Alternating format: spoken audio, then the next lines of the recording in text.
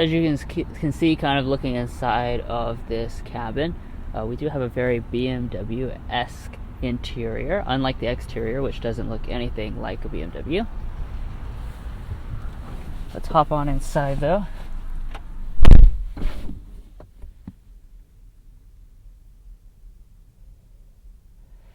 So just looking around the cabin, like I was saying, there's a lot of BMW elements inside of here. So as far as our general material quality, it's going to be very nice. We have a soft touch upper dashboard with a stitching detail. It is going to be soft touch below that. We have a cool vent, seamless vent detail that goes across. Go through here. It is nice leather padded for your knee to rest against. And we do have some carbon fiber trim and some piano black that runs through here. So overall it has a really nice look and it feels very nice and premium inside of the cabin. Let's start it up here. Of course you have the standard push button start.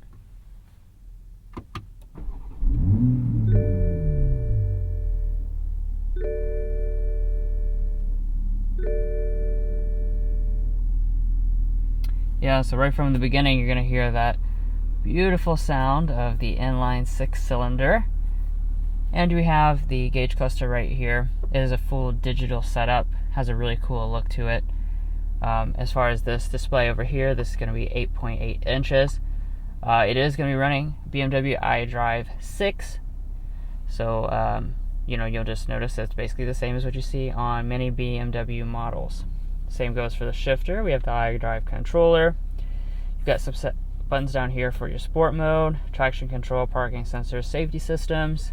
You do have physical controls for your audio, which I definitely appreciate. And then here are your climate controls. This is your steering wheel. It does have that BMW design, but with Toyota branding. Paddle shifters, of course. And we do have a JBL sound system on board as well. But that's really enough about the cabin. Let's go ahead and start the test drive component, which is what you came here to see, and see why this is such a fun sports car to have.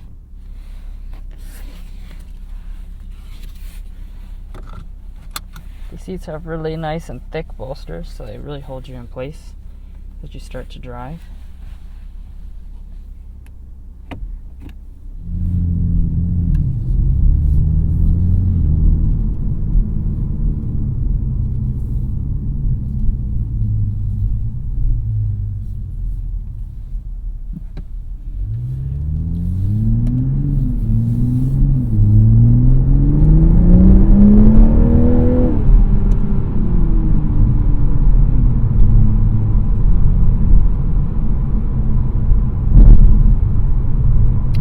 As you can tell right from the start, we've got a lot of power on board. This is BMW's 3-liter turbocharged inline 6, and for 2021 Toyota actually gave this more power.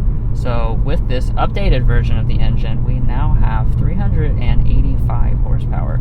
So that's really nice power numbers, especially for a lightweight sports car like this. And this can scoot. 0 to 60 on this is rated at 3.9 seconds, which is a 0.2 second improvement from last year.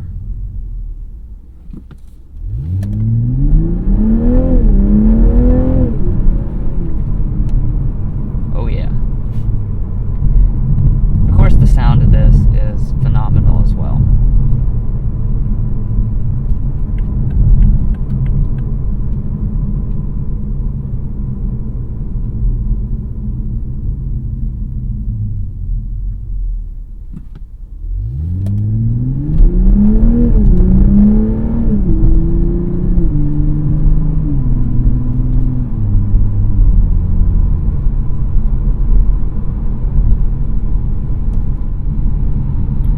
Of course, as always, full driving impressions will be inside of our full review.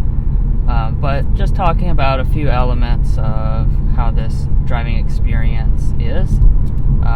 Obviously, it's going to be a very nice one. Toyota has actually done further work, even versus when it was all new last year, to the chassis, the suspension tuning, and the steering. And all those things just make this an even better sports car. Handling is phenomenal. It corners great, really flat. It just has this fantastic sports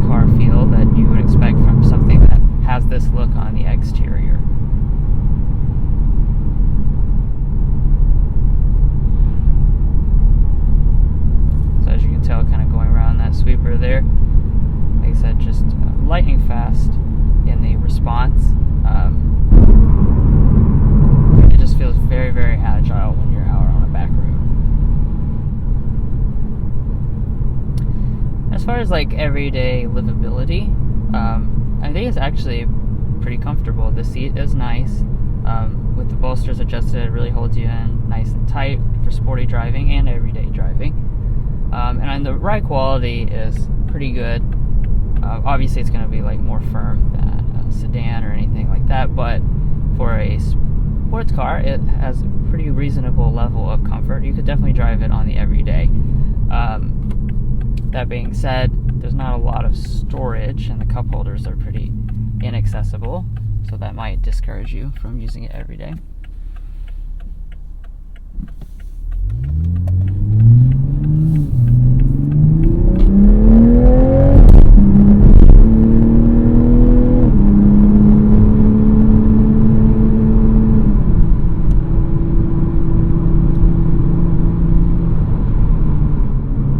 Turn on the sport mode. This is going to just give you the ability to, or obviously it's going to be sportier, but important is that it sounds even better.